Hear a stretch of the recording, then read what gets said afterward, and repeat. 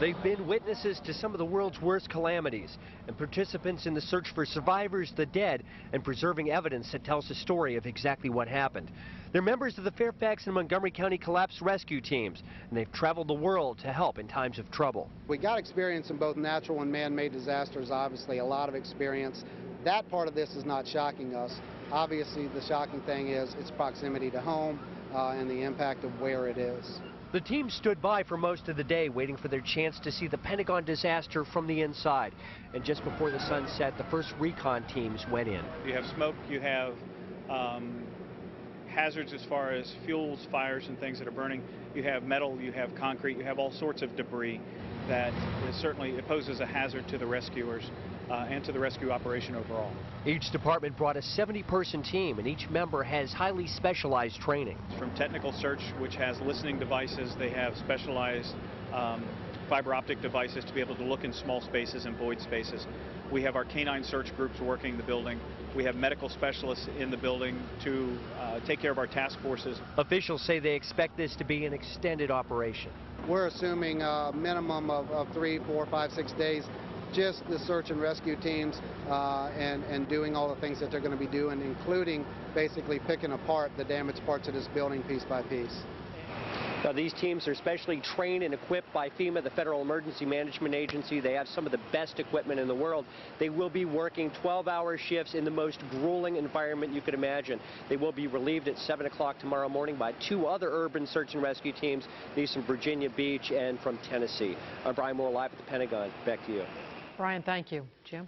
Cities across the nation are on high alert tonight. A state of emergency has been declared in many areas, including here in the District of Columbia. Pat Collins is at D.C. Police Headquarters now with more on that. Pat? Jim, because of what happened today, the way we live, the way we work will never be the same. Here now from Police Chief Charles Ramsey. There will never be another day like today. Nothing from this point on will ever be the same. An eerie sense of emptiness in our nation's capital. Streets closed off by MPs, by police, with flares and flashing lights. At the Washington field office of the FBI, streets patrolled by men with automatic weapons. 14th and Pennsylvania Avenue downtown. Not many people around, not many places to go. Freedom Plaza, blocked off. Pennsylvania Avenue, blocked off to the east, blocked off to the west. Jersey barriers moved into place at the John Wilson District Building. Public safety workers grouped as a task force and strategically deployed around the city. Is the city safe tonight? Oh, absolutely it is. We have a lot of officers. We went to split shifts. There's 1,800 of us working right now. I think we moved quickly to open up traffic, but the city is quiet. The city is normal. There's no information that there's threats of attack to us, but we are being careful and being prepared for the what could come. Joining me live now, Margaret Kellum. She's the Deputy Mayor for Public Safety. Can you tell us what's going to be open, what's going to be closed tomorrow? District government will be open and operating on a liberal leave policy. The federal government will also be open and operating on a unscheduled leave policy. The D.C. public schools will be closed, as will the Department of Motor Vehicles, the DMV headquarters here at 301 C Street, which is in the basement of Indiana Avenue. Why close the public schools? We're concerned that all of our resources be available to manage any issues that may come up in the city, to control traffic. We think the best thing that we can do is give the children the opportunity to stay home. It will alleviate some of the congestion on the street. It will certainly free up some of our resources to make sure they're focused on the city. Now, there's likely to be some street closings as well tomorrow morning. At this point, we're hoping there won't be, but there are some streets, obviously, that are still at this point closed, particularly, I think, between 14th and 17th on Constitution Avenue and I Street, right around the White House area. We're hoping that we're going to have all of the streets open, but we encourage people to check the media outlets in the morning. We'll get information out there, and be patient, be prepared, but be patient for some delays. The city has been preparing for the IMF World Bank meeting later this month and a lot of demonstrations surrounding that. What is the position now of the city? At this point, obviously, today has cast a new light on things. This is a federal event, the IMF World Bank meeting, and it will really be a decision of the federal government whether to go forward. Obviously, they're in very close consultation with us. Our focus right now is on today, the events of today, and on tomorrow. Not so much on the end of the month, but certainly this has cast a new light on the issue, and we need to work through that. And the chief is recommending that it be canceled. The chief's concern, obviously, is a security concern, and we're talking about, airplanes coming out of the sky and crashing into buildings, and even the best security plan for 100,000 protesters isn't preparing you for airplanes crashing into buildings. So I think the chief is, is appropriately concerned. Thank you very much. Margaret Kellums, Deputy Mayor for Public Safety. Jim, back to you. All right, Pat Collins, thanks. The governors of Maryland and Virginia have also declared a state of emergency. Virginia Governor Jim Gilmore has activated approximately 600 members of the National Guard. The state government will be open for business tomorrow unless the office is in the same location as a federal office that is closed. In Maryland, Governor Paris Glendening has also issued a state of emergency. State offices will be open tomorrow, but non-essential employees will be permitted to take unscheduled leave. Airports all across the nation remain closed tonight. The Federal Aviation Administration has grounded all commercial flights in the United States until at least noon tomorrow. The plane that was hijacked, that crashed into the Pentagon, took off from Dulles Airport, and Jackie Benson has the latest from Dulles. At a shut-down Dulles Airport, a new baggage X-ray machine is brought through a security checkpoint and into the main terminal. Earlier, cement barricades had been put into place to block access to the upper-level departure area. Overhead, the only planes in the sky were military fighter jets. It is here at Dulles that the events leading to this morning's horrific crash at the Pentagon began, with the hijacking of American Airlines Flight 77 to Los Angeles, with 58 passengers and 6 crew members on board. At the airport's Marriott Hotel, American Airlines has set up a center for family members of those on board Flight 77 to come and get information. FBI investigators hope the airport itself will provide clues as to who's responsible for the hijacking. They examined passenger lists and reviewed security videos. Vehicles in the parking lot were examined, and at one point, police quickly stopped a U-Haul truck, but they found nothing. Shortly after this morning's attacks, Dulles Airport was evacuated. Passengers were forced to flee the terminal. Many had to leave their baggage behind. Some grew very upset when they learned the reason behind the evacuation. My family doesn't know where I am right now. They know that I'm in D.C. and they know that there's been planes hijacked, so my phone won't work. All the airlines are clogged. You're just beside yourself going, what do you do? What can we do?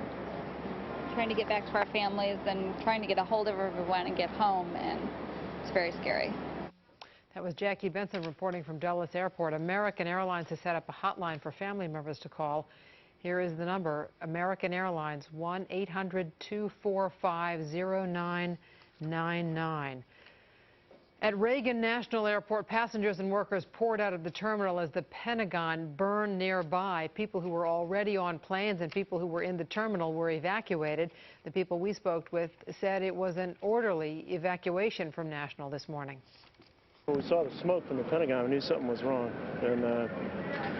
But anyway, yeah, so they shut everything down. Were you on the flight? Yeah. You were in the plane? Yeah, Northwest. We were number 2 for takeoff.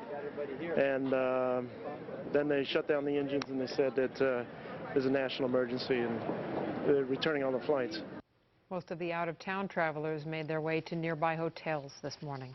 Some of the people injured in today's attack at the Pentagon are being treated tonight at Virginia Hospital Center in Arlington. Chris Gordon is there now with the latest on that story. Chris? Jim, tonight here at the Virginia Hospital Center, 9 people are in critical condition from the Pentagon attack. But what is of grave concern is how many are still unaccounted for. For Arthur Carver, his wife and daughter, the worst nightmare is not knowing about a missing family member. They came here to the Virginia Hospital Center looking for his sister, 34-year-old Sharon Ann Carver of Waldorf, Maryland, who works at the Pentagon for the Department of the Army. After about 6 p.m. this evening, we still hadn't received a call and we hadn't heard anything from the hospitals or anyone else. the whole family started to panic, and we decided to go out on our own and start looking for our sister, because we had tried calling the number at the Pentagon, but we weren't getting any answer there, so it started getting a little frustrating. Arthur Carver left without finding his sister. Relatives checked every hospital in the area. In the hours after the attack on the Pentagon, 43 victims were brought here to the Virginia Hospital Center. As night fell, they were ready for more patients from the Pentagon. 2 of our doctors are on site at the Pentagon at this moment, and we are waiting to hear from them to assess the situation, know what we need to be prepared for. Helicopters brought some of the most badly burned victims to the Washington Hospital Center's MedStar unit. The Archbishop of Washington stopped by to donate blood. As soon as you hear it, you think, well, you're going to pray. You're going to ask the Lord to help these people who are injured, to receive those who have died, and in a very special way, you're going to ask the Lord to look out for their families. Now, the Washington Hospital Center has 7 people listed in critical condition as a result of the Pentagon attack. Here in Arlington, 9 people are critical, but they could be considered the lucky ones when compared to how many are still missing. We're live in Arlington. Back to you now in the studio. Thanks, Chris. It did not take long for people in the area to offer their help by donating blood. This afternoon, a line quickly formed at the Woodburn Blood Donor Center at Inova Fairfax Hospital. People from throughout Northern Virginia took it upon themselves to show up and waited in line to donate. The director of the center says disasters usually bring out a lot of donors, but this was the biggest crowd she'd ever seen. In New York City, crews are trying to reach people believed to be trapped in some of the buildings near the World Trade Center. Candace Gibson is in New York with the latest there. Candace? Doreen, and those rescuers reportedly had a miracle earlier this evening. 2 police officers found alive under the rubble of the World Trade Center towers. The rescuers, though, continue at this hour to search, and we're continuing to get developments as this story unfolds. Within an instant, a terrorist attack has changed life in New York City. Rescue workers continue to comb through debris, searching for any victims. There's thousands of people dead. It's horrific. It all starts around 9 o'clock this morning. One of the 2 World Trade Center towers is on fire after a hijacked airliner slams into it with dozens of people on board. There was bodies everywhere. They were all on fire and broken. It was just the most horrific thing you've ever seen in your life. Some 18 minutes later, a second commercial airliner slams into the second tower, sending a huge fireball into the air. This is a vicious, unprovoked, horrible attack on innocent men, women, and children. Oh my God! Oh my God! Oh my... Within hours, the 31-year-old towers came tumbling down, becoming a rubble of memories. It just collapsed. The whole thing is not even a girder standing. It's like they didn't even exist. Late this afternoon, a 3rd building in the World Trade Center complex collapsed. Several hours after the attacks, New York City remains under a state of emergency. New Yorkers in a state of shock. And we are back now live. The rubble that you see there, the smoke that you see there billowing out, it's all coming from where the towers once stood. On an average evening, all of that area, that is the lower Manhattan area, would be lit up. Not necessarily the case tonight. The lights that you see there in the background, those are the lights that the rescuers are using right now to try to get to many of the victims inside. New York, as you know, is a city that never sleeps. Today, it is trying to wake up from a nightmare. Throughout the city, the streets are practically deserted. No one walking in the streets right now, heeding warnings by police authorities to stay indoors unless they really need to be outside. Many New Yorkers that you do see outside are still looking at what used to be the World Trade Center complex, and with tears often filling their eyes. In the meantime, tomorrow is going to be another rough day for New Yorkers. Much of lower Manhattan will be closed down. All of the airports will be closed. Schools will be closed as well. Another day of state of emergency. That's the latest from New York. I'm Candace Gibson. Let's go back to you. Thank you, Candace. Jim? After the deadly attacks on the World Trade Center and the Pentagon, there was a 4th hijacked plane that crashed. United Airlines Flight 93, a Boeing 757 that was en route from Newark, New Jersey to San Francisco, crashed into a field about 80 miles southeast of Pittsburgh, Pennsylvania. 45 people were on that plane. The crash left a crater 20 feet long and at least 8 feet deep. Virginia Congressman Jim Moran says during a military briefing today, he was told the plane's intended target was Camp David. Pennsylvania Governor Tom Ridge says no matter how prepared you think you are for an event like this, you're never really quite ready. I think one of the things we need to understand is that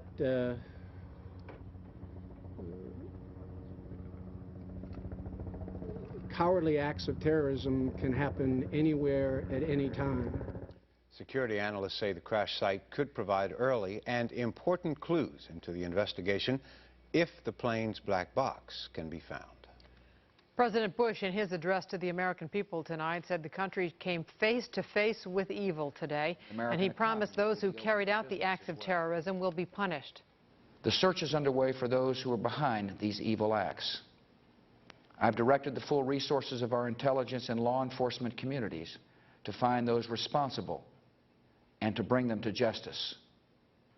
We will make no distinction between the terrorists who committed these acts and those who harbor them. The president arrived at the White House from Andrews Air Force Base this evening when the news first broke this morning. Mr. Bush was at a school in Florida to talk about his education initiatives. He flew from there and headed to a secure air base in Louisiana. Then about 1:30 this afternoon, the president boarded Air Force One again and flew to Nebraska's Offutt Air Force Base, home to the U.S. Strategic Command, which controls the nation's nuclear weapons. First Lady Laura Bush, the Bush children, and Vice President Cheney were all whisked away to secure locations shortly after the first attacks occurred. There was a bipartisan show of support for the president from Congress tonight. Democratic and Republican members of the House and Senate stood in front of the Capitol at sunset. They condemned the attacks and said they stand united behind President Bush. After a moment of silence for the victims, they sang God Bless America. God bless America, my home sweet home. Senate Majority Leader Tom Daschle also said that Congress will convene tomorrow and will speak with one voice to condemn the attacks and to comfort the victims. Security was tightened at U.S. embassies overseas after the attacks today. In many places, there has been a touching show of sympathy from people who live in other countries. Outside the embassy in Berlin, Germany, a small memorial is beginning to take shape. Someone has set up candles in honor of the victims, and other people are bringing flowers. In Russia tonight, people are going to the U.S. Embassy in Moscow. Many of them are bringing flowers and offering their condolences and their prayers. Here in our area, people are offering their support and prayers for the victims. Sarah Lee is at the Blessed Sacrament Catholic Church in Alexandria with more on that story. Sarah? Jim, it was an impromptu prayer vigil here tonight, but easily more than 500, perhaps even 600 people showed up to pray and to comfort each other as a sign of solidarity. Just a few miles down the road from the Pentagon, hundreds come to this Alexandria sanctuary to look for answers amidst the horror. Many families I know right now are not sure what's happened to their loved ones at the Pentagon, and so they're very apprehensive and worried. Like a shepherd leading his flock of shell-shocked parishioners, Bishop Paul Laverty of the Diocese of Arlington presides over this prayer vigil. More than 500 came seeking solace, many of whom have friends and loved ones who work at the Pentagon. In his homily, the bishop cautions parishioners to resist the temptation to feel vengeful, even offering prayers for whomever may be responsible. The initial reaction on all our parts is the feeling of revenge. That's so natural to us. And yet, as a people of faith, we have to get beyond that, because violence does not end violence. As they do every Sunday, congregants offered each other a sign of peace. But tonight, handshakes seemed firmer, hugs more heartfelt. It was just, I looked around the church and saw the people that were there, and I knew that, many of them probably lost people at the Pentagon today. I saw a friend there that's a flight attendant for American Airlines and knew the entire crew on that plane. So I just, my hearts go out to everybody. Everybody's lives changed today. Parishioners were clearly moved, some even leaving the service early in tears. Sarah Lee, live in Alexandria. Jim, back to you. Thanks, Sarah. We take a brief look now at our weather. Bob Ryan's in the Weather Center with the forecast. Bob? Green right now, temperatures around the area are in the low 70s, and humidity is fairly low too. Look at some of the temperatures, and you can see what's around our area. Up to our north, temperatures across northern Maryland right now into the 50s and low 60s. From here on in, we will be seeing some sunshine. There's nothing showing up on the radar. The next 7 days, tomorrow we'll be seeing temperatures into the low 80s, about 81 degrees with sunny skies, and then partly cloudy skies. There may be a few scattered showers as we head on into Thursday, and as we head on into Sunday, Monday, and Tuesday, temperatures in the 70s, and there you can see what's going on around the country. Skies, there are a few scattered showers down to our southeast, and also a new tropical depression. Could be a new tropical storm forming in the Gulf of Mexico. Overnight tonight, skies will be clear with temperatures overnight tonight into the 50s to about 60 degrees in town. Then tomorrow, mostly sunny skies, light winds, temperatures near 80 degrees, and again through much of the country, at least weather-wise, no storms and some fairly settled weather and clear skies, and on into the weekend. That's the story too. Back to you. Thank you, Bob. Thank you, Bob. An update now on the Pentagon attack today. As many as 800 people are feared to have been killed there. Search crews are still there, and the fires have been burning throughout the night. That's a live picture of the Pentagon, and rescue crews and fire teams will be on the scene there throughout the night. In New York City, the World Trade Center search for survivors continues. As we heard in the earlier report, you can see from that picture that it is dark in lower Manhattan right now. The electricity is turned off. All we are seeing is the lights of the rescue teams as they look for possible survivors in the massive debris in lower Manhattan. Here in Washington, schools will be closed tomorrow, but the Pentagon will be open, as will other government offices and services. Metro will be running, except for the stops at the Pentagon. It has been an unbelievable day here in Washington, in New York, across the nation. The unthinkable has happened, and we've heard it said over and over, but this is a day that we will all remember for the rest of our lives, and a day that may change our lives forever. The likes of which we have never seen before, and which all of us certainly tonight can pray that we will never see again. We invite you to stay tuned to News 4 and to NBC News for continuing coverage of the attack on America. NBC News will have continuing coverage throughout the night tonight. News 4 will be back on the air tomorrow morning. Joe Krebs and Barbara Harrison will have the latest tomorrow on News 4 Today. You can tune in beginning at 4 a.m. That is our broadcast for now. We invite you to stay tuned to continuing coverage of these events today. Good night.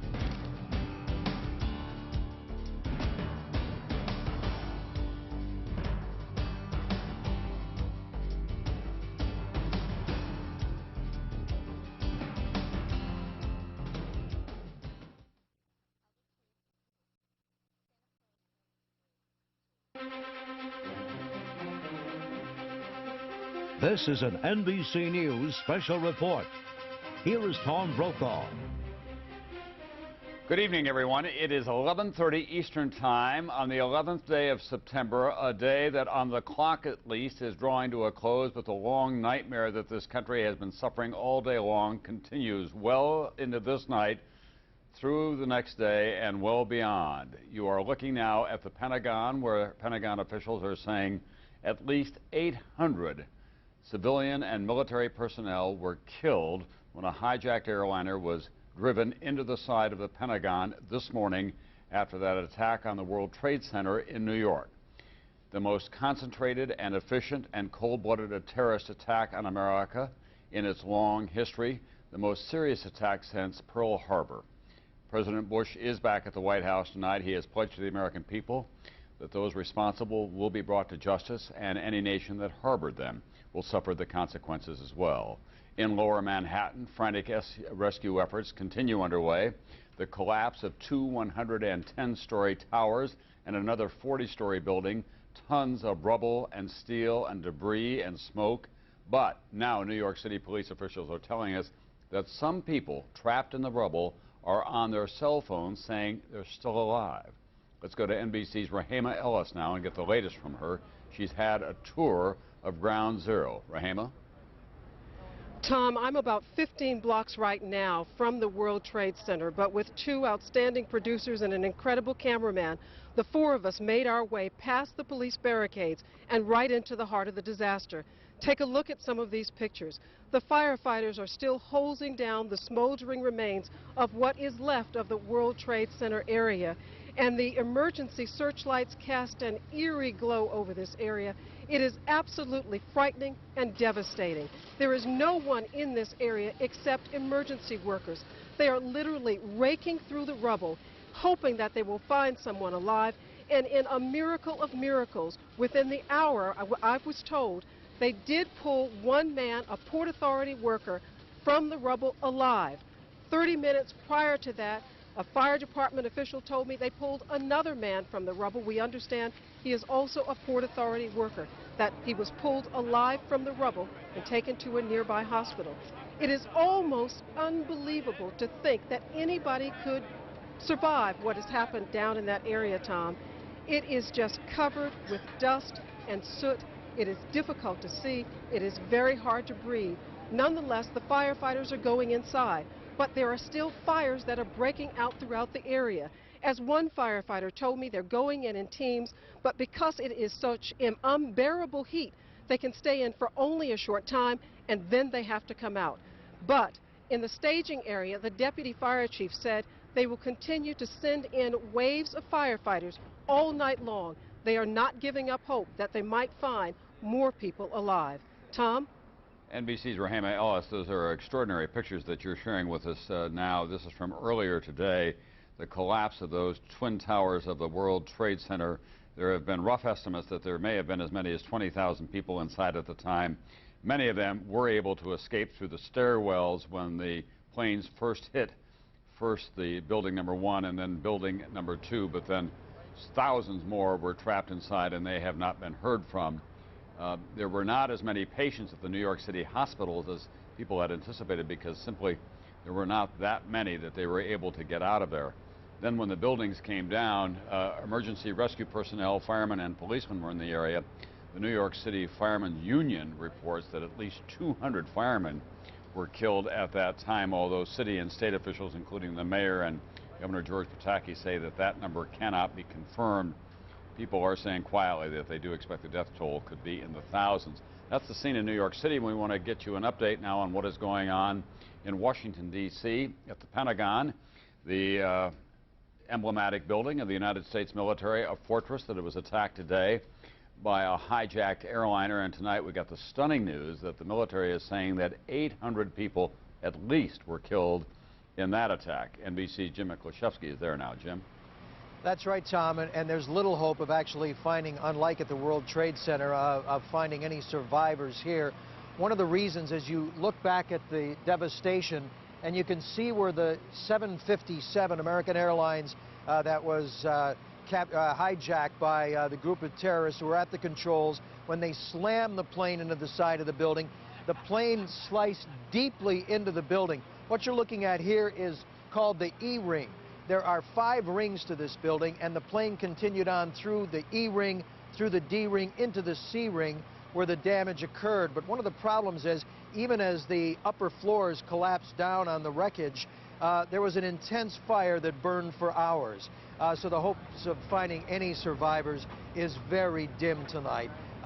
Firefighters seem to have finally gotten the fires under control. They continued to flicker and actually burst through the roof throughout the evening. They bring back in the trucks and hose it down, only to find a fire pop up somewhere else in that section of the building. But for about the past hour and a half or so, we haven't seen any more flames. But according to local fire officials, the rescue workers are now in the scene there. We did see some heavy earth-moving equipment moving some of the rubble, a clear sign that they don't expect any survivors underneath. And those rescue workers with cadaver dogs are going through the rubble in search of what now local fire officials say may be as many as 800 dead. Tom? NBC Jim Miklaszewski. They're operating really on 2 tracks at the Pentagon, aren't they, Jim? They're trying these rescue efforts, and the portion of the building that was attacked by the airliner, but at the same time, America has its military forces around the world on highest alert, so the military operations have to continue out of that same building.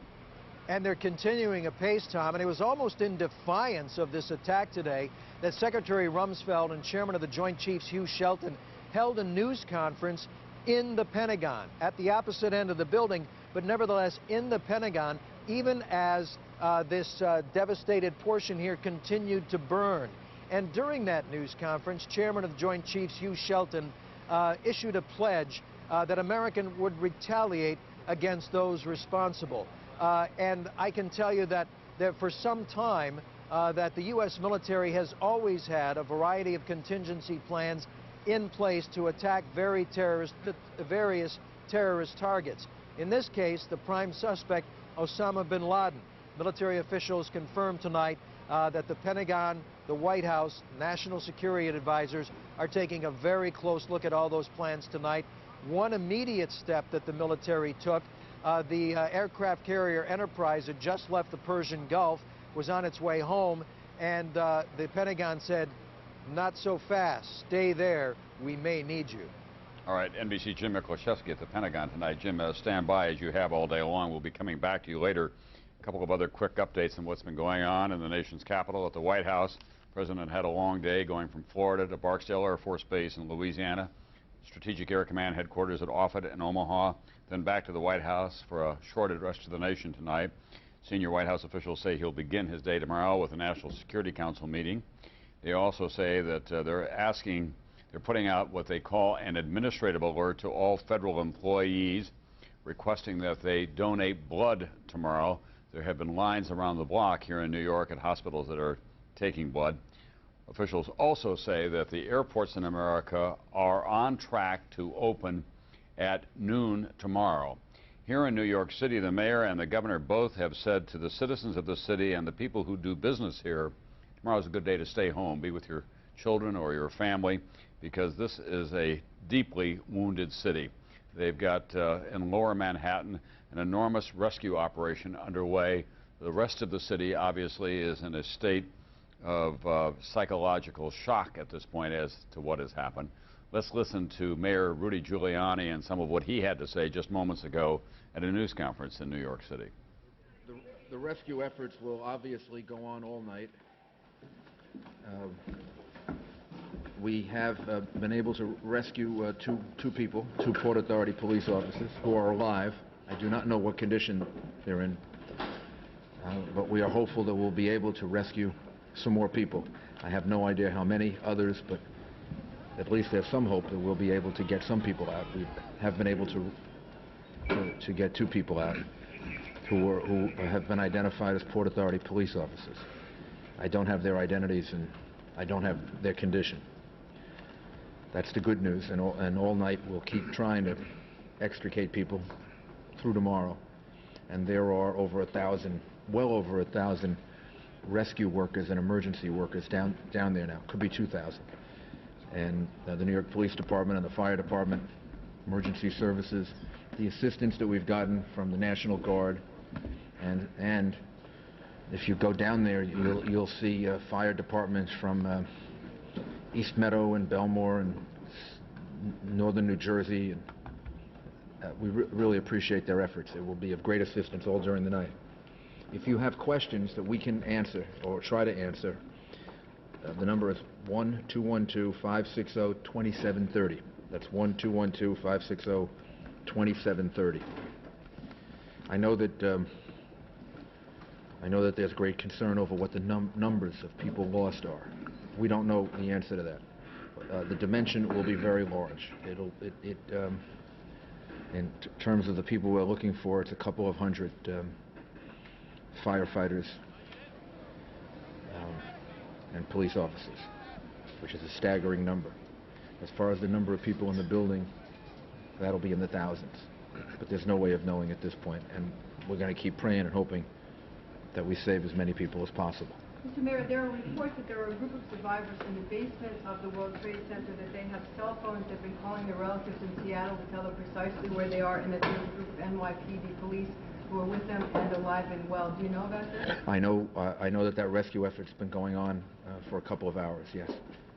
Mayor, do you know anything about the report about the possible explosives that were found in New Jersey?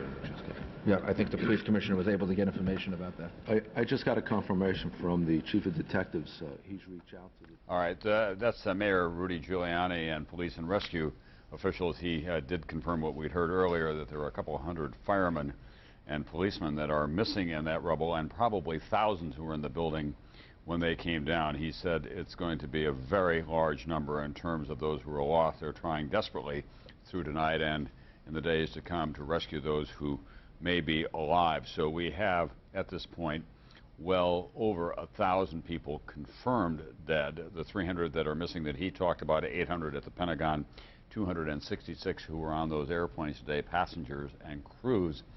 We're now up to about 1,300, and it is expected to go much higher. 2,400 people altogether were killed in Pearl Harbor. They were military personnel for the most part. It was a military attack on military installations. We know who did it. This is a different kind of a war in a new century.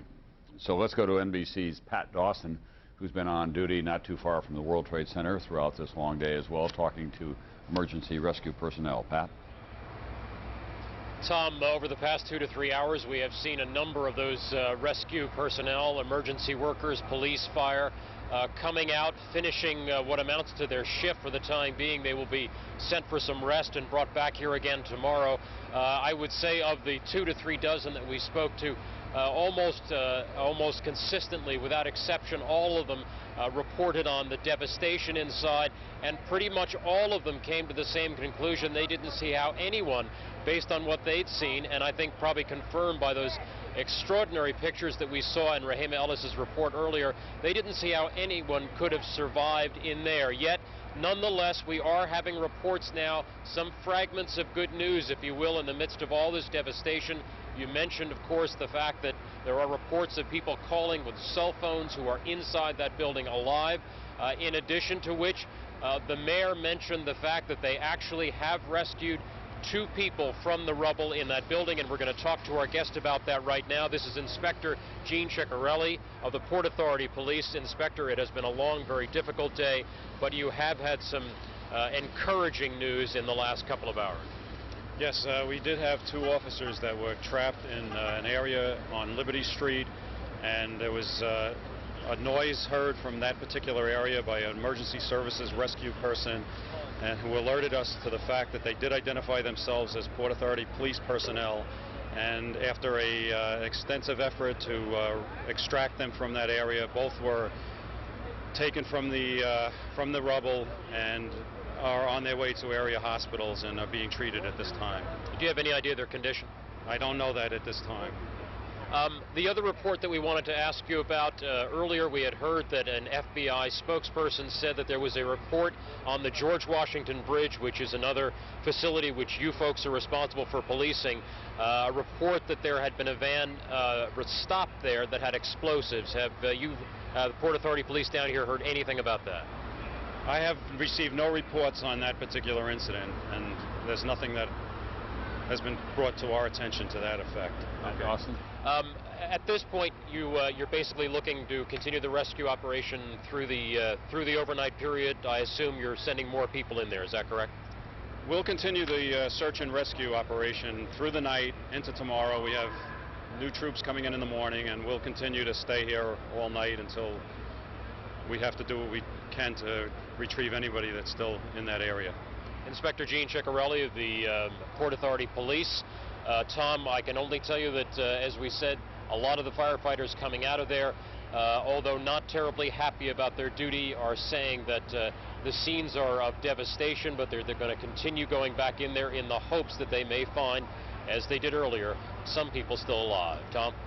Thank you very much. Pat Dawson, a real brotherhood, obviously, and these big city fire departments and rescue operations, especially during a time quite like this. Pat alluded to a report that there had been a van loaded with some explosives stopped near the George Washington Bridge, which is the northern end of Manhattan Island.